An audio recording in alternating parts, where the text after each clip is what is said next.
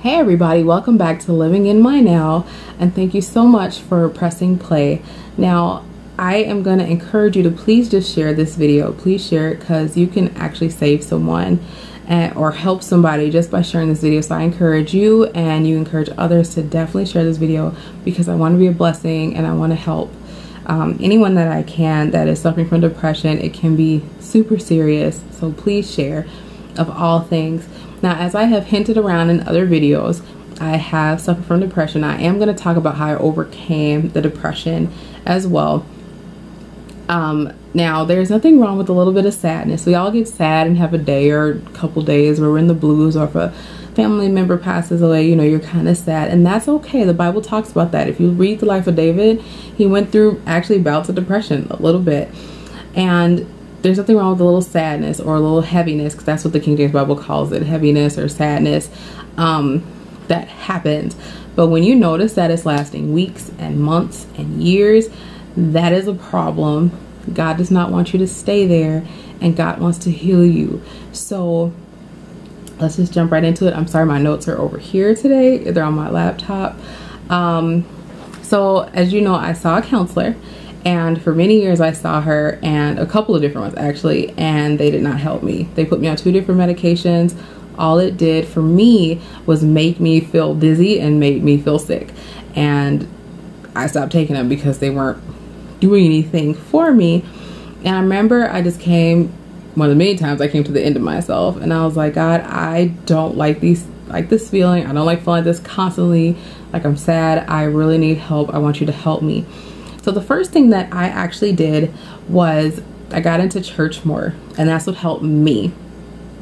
And I started getting closer to God and serving, and I noticed that the lonely, depressed feelings started to ease up a lot, and that helped me.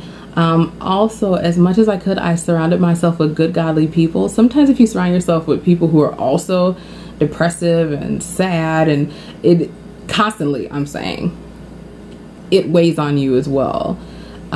So just be aware of that sometimes isn't helpful. And I surrounded myself with good, godly people who are encouraging me and lifting me up. And okay, Sandy, what's wrong? Let's talk about this. Let's talk this out and see how we can help you with this. You want to surround yourself with those kind of people as much as possible. Also, I had to face reality. I was self-destructing and I had a problem, and that's the first step to getting help, is admitting that you have a problem. And that's what I had to do. Also, I had to my depression was personally caused from core issues that happened with me growing up and just different things that went on. And that was actually the core of my depression. And that was things that I was not letting go of or not dealing with. I just kind of did like a lot of people do, and just like suppress it. But it was making me have suicidal thoughts and getting more and more depressed.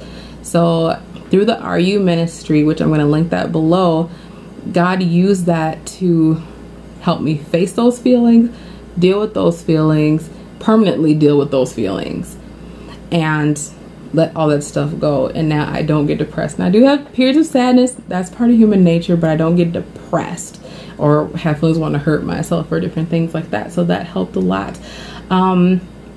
Also, I got outside of myself and started helping others.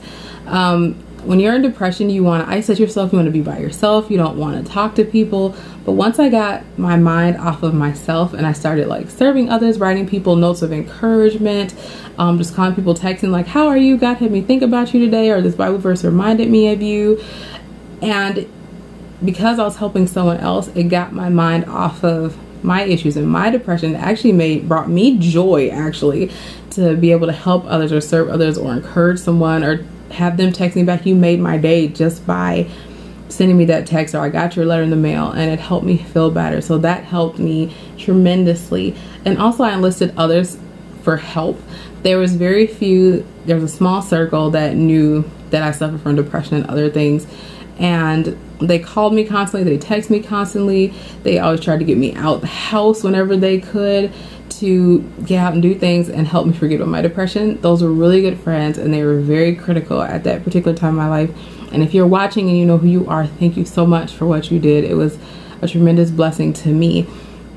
that you helped me through that time. So if you are suffering from depression, which I'm going to go over the symptoms right now actually of it, then I encourage you to seek help. Go to your pastor, go to your wise counselors, and talk to them about it. If you need to seek professional help, then definitely most definitely do that. But the physical aspects are, you have pain. I know I had a lot of tension headaches, a lot of stress headaches. I started to get migraines a little bit. So you can have headaches, you can have body aches, you can have stomach pains as well. You can have low energy or excessive tiredness. You're always sleeping, always sleep, or can't sleep. You have no pleasure, no enjoyment of doing anything that you used to. You have moods such as apathy, irritability, anxiety, or sadness. For you married couple, you have sexual complaints or problems with sexual function or desire. Also, you have a depressive mood. You have significant weight loss or weight gain, because that happens.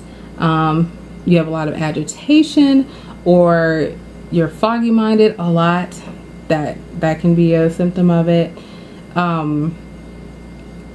Increased indecisiveness, impaired concentration, can't concentrate or anything, or reoccurring thoughts of death or suicide. And I'm going to give you the number to the suicide prevention hotline. I'm going to link that below, and that number is 800-273-8255. And worst case scenario, call 911. Also, for additional resources, you can go to your local United Way or Red Cross or your local community helpline, and they can link you to some counselors. Now here, I want to insert a message to families.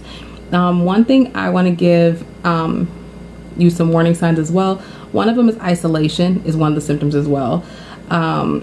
And giving away things you know they love, that's another sign of depression, or a person's going to commit suicide, that they're giving away things that they love and you know they love those things. That's definitely a warning. Now for you families, take the signs seriously. I remember I went to a relative of mine and told her, I want to die, I want to kill myself. And I remember her telling me, well, there's a bridge across the street, if you want to just jump off it and just get it over with, because if you were going to kill yourself, you wouldn't tell anybody, you would just do it. And that's not true. Some people do comment before they commit suicide, while others just go ahead and commit suicide. So take this seriously. Please don't think it's just a phase or it's going to go away. You need to face it head on and take it seriously. Also, when suicidal feelings or severe depression, you notice it, you need to take action right away and get help.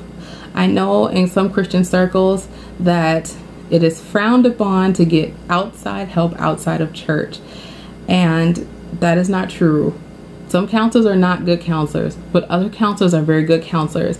And you need, if that's what they need is a counselor outside of church, then that's what you need to do to help your family member. If it's a bad counselor, then you can always switch counselors, but you need to get them help right away when they're having these feelings.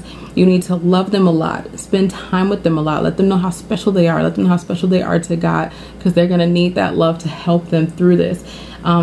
Pray for them, support them as much as possible through this time. It may inconvenience you to take them to an appointment, but be inconvenienced to help them get through this. Also accept the help that God provides. God can bring help to you in many different forms. I would advise that you just take whatever help God is giving you. Now I'm going to link that other video as well with the additional resources, and I'm hoping that this helps you and this helps someone. And again, please share this video, and I will see you guys on Tuesday. Bye.